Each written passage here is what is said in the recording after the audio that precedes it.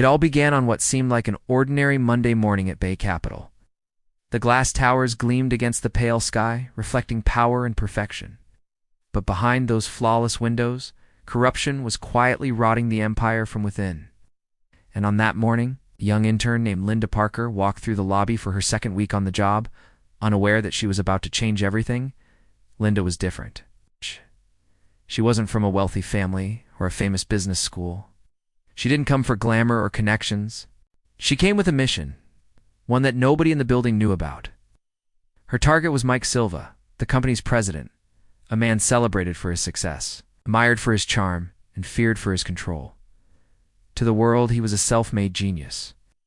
To Linda, he was something else entirely, the face of a scandal waiting to be exposed. Their first encounter seemed harmless.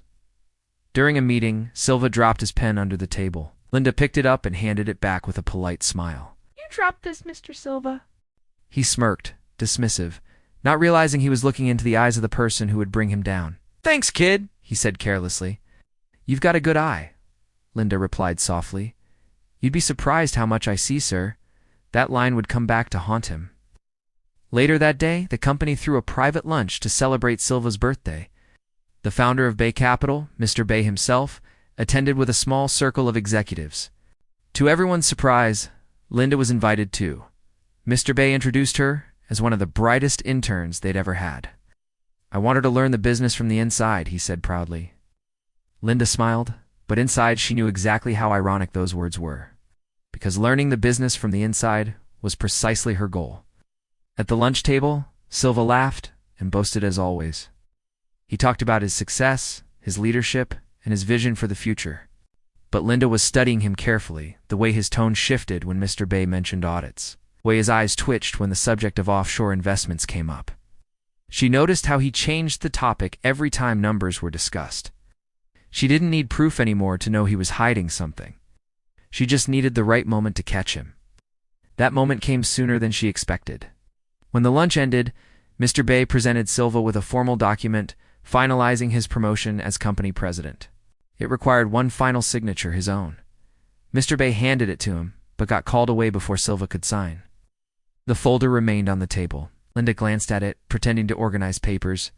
Then she noticed something attached to the back of the folder was another sheet, identical in appearance, but very different in content. It wasn't just a promotion letter. It was a transfer authorization document, the final piece of evidence tying Silva to millions of dollars being funneled through fake consulting firms. That evening, when everyone else had gone home, Silva stayed behind to finish some urgent business. The office was silent, except for the faint hum of the city below. Then, Linda appeared at his door, holding that same folder. "Mr. Silva," she said softly, "Mr. Bay asked me to get this signed tonight. It's time sensitive." He looked up, skeptical. "At this hour?" She smiled politely. He said it's best handled before the morning meeting. He sighed, clearly exhausted, and reached for his pen. "You know, Linda," he said, trying to sound charming, "you're not like the other interns. You actually pay attention." She met his gaze without flinching. "That's what makes me good at my job, sir." With that, he signed the papers, sealing not just his promotion, but his own destruction. The next morning, the entire company was in chaos. Confidential files had been leaked to the media. Financial transactions, offshore accounts, and falsified audits were everywhere, all pointing to one man, Mike Silva. The stock value plummeted, investors panicked, and the board demanded answers. Silva stormed into his office, shouting orders, calling for IT, trying to shut it all down. And then he saw her, Linda, standing by the doorway, calm and collected. "What did you do?" he shouted. "I didn't do anything," she replied. "I just told the truth."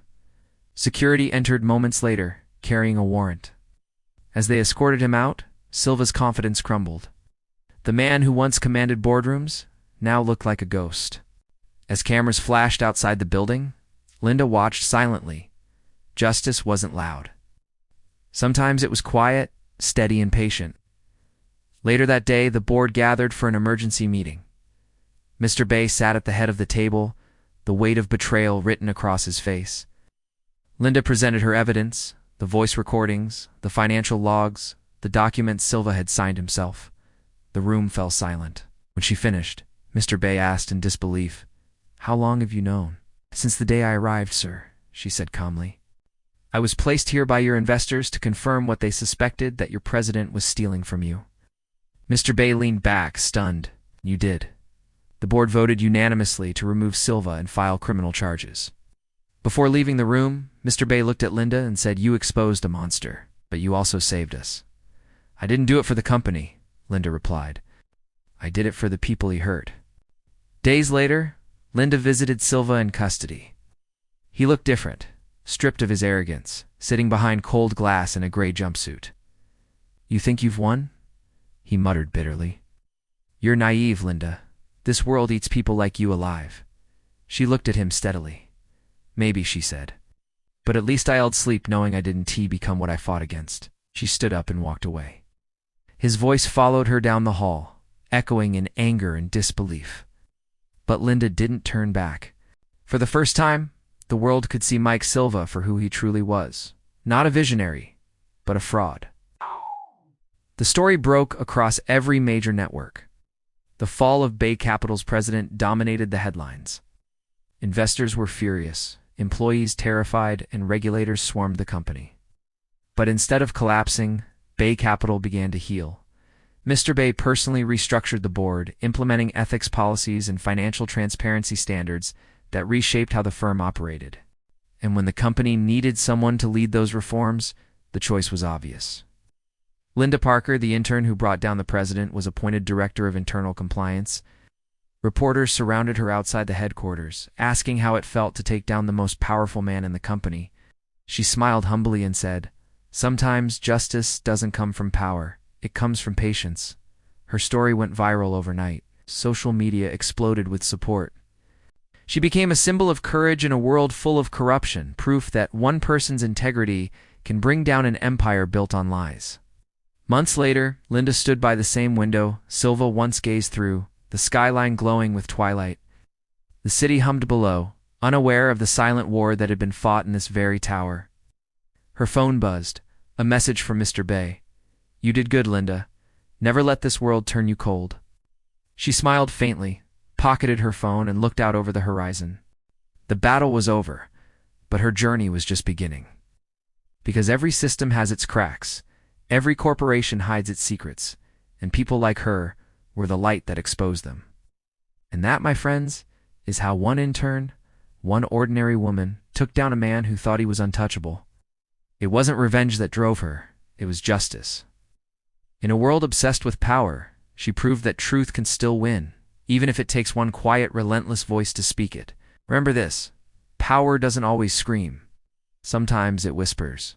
Sometimes it smiles. And sometimes it wears an intern's badge.